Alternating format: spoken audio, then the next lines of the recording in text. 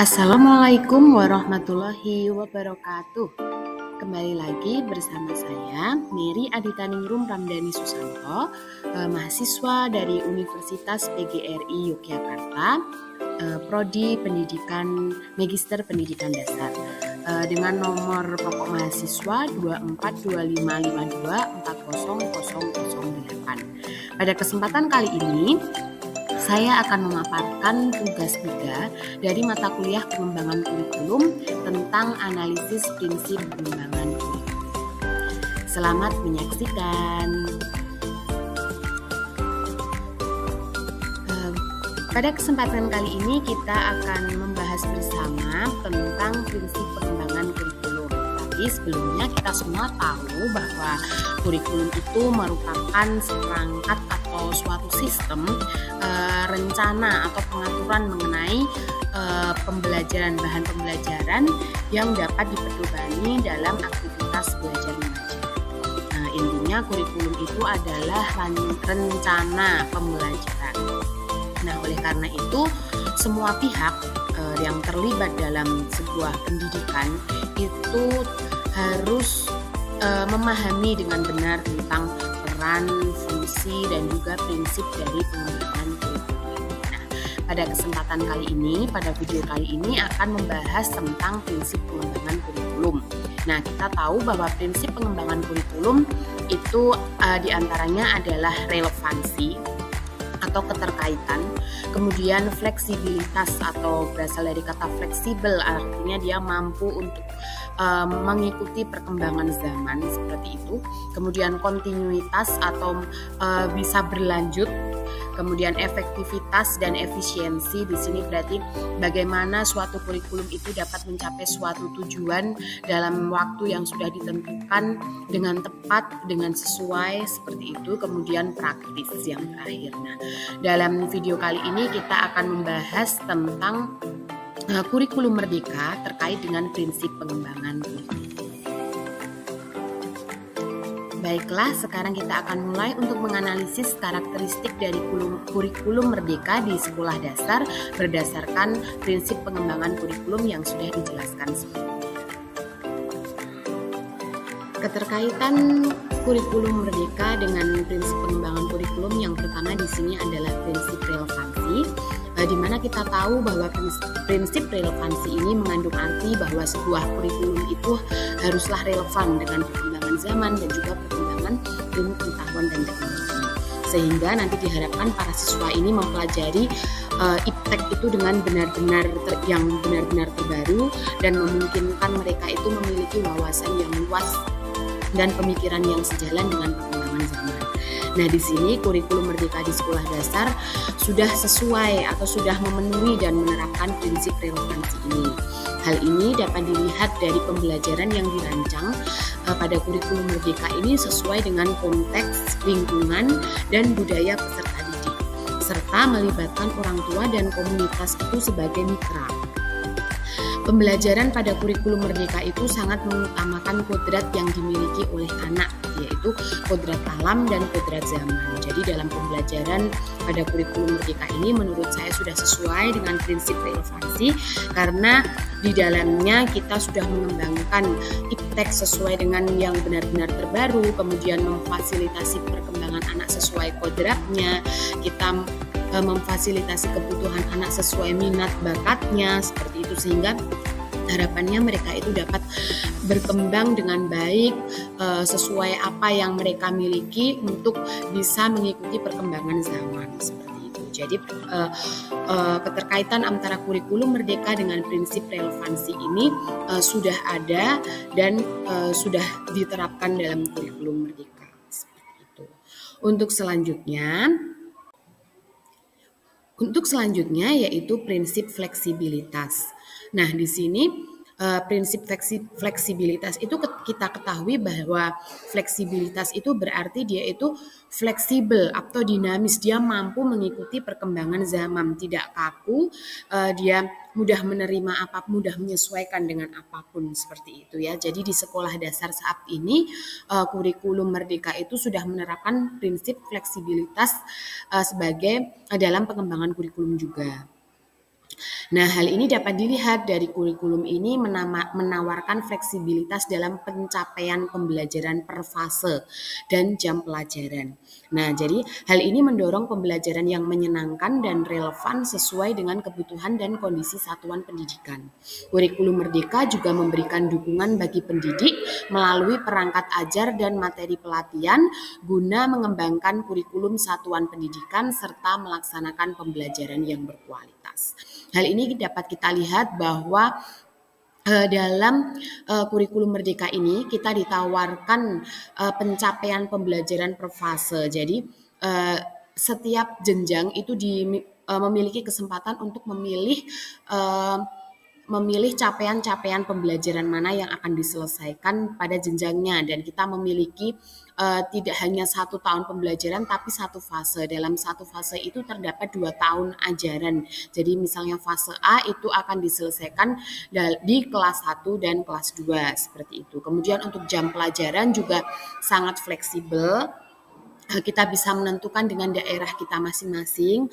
Kemudian untuk proyek itu juga disesuaikan dengan daerah masing-masing, letak geografis setiap daerah kan berbeda-beda sehingga potensi daerah yang ada juga berbeda-beda. Jadi menurut saya prinsip fleksibilitas ini sudah diterapkan dalam kurikulum Merdeka, yaitu dalam pembelajaran, yaitu dengan kita lihat bahwa sekolah itu sangat fleksibel sekali, sangat diberikan kebebasan untuk menentukan pembelajaran yang akan dilakukan ataupun cara-cara mengajar apapun itu sesuai dengan keadaan, sesuai dengan potensi dan daerahnya masing-masing.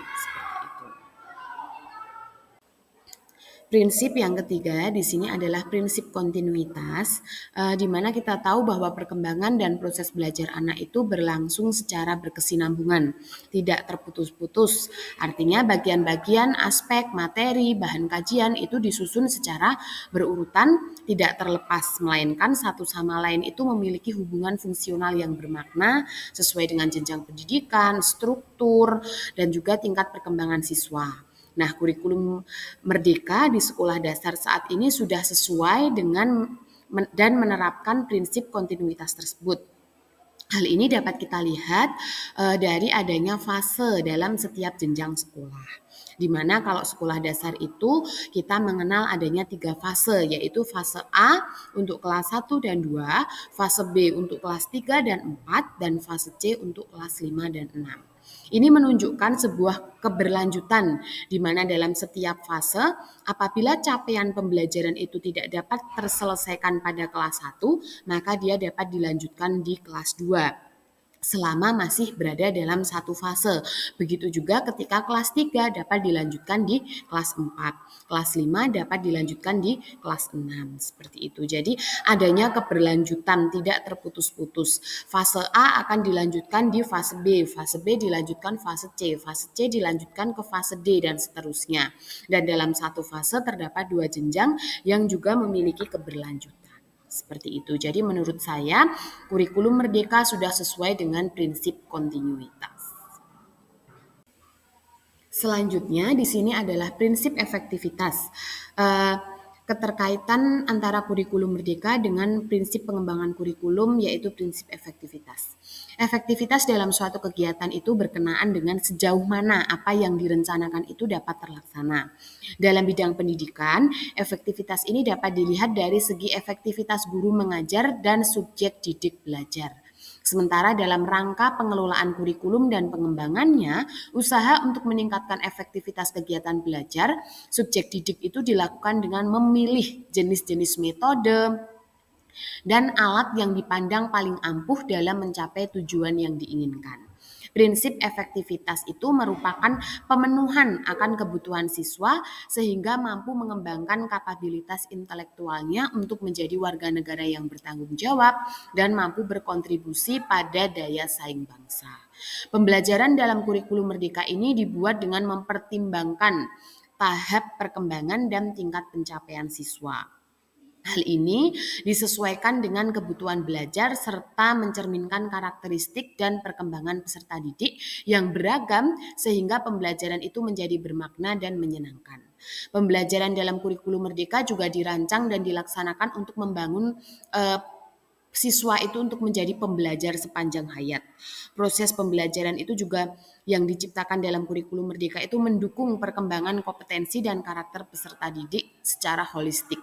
Kegiatan pencapaian profil pelajar Pancasila melalui kegiatan proyek penguatan profil pelajar Pancasila juga merupakan inti dari kurikulum Merdeka untuk menciptakan karakter sesuai profil pelajar Pancasila dan menyiapkan generasi yang mampu bersaing di masa depan.